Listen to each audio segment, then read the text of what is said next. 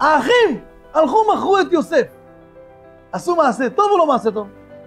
היה פה ישיבת בית הדין בצירוף קודשא בריחו. 9 דיינים צירפו את הקדוש ברוך הוא לעשירי ופסקו פסק בית הדין שחייב להפסיק את התעלולים של יוסף.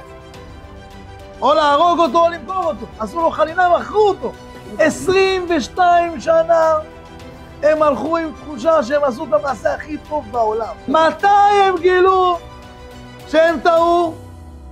שיוסף עומד מולם ואומר להם, אני יוסף אחיכם העוד אבי חי. ולא יכלו אחיו לענות אותו כי נבהלו מפניו. אתה יודע מה קרה להם באותו רגע?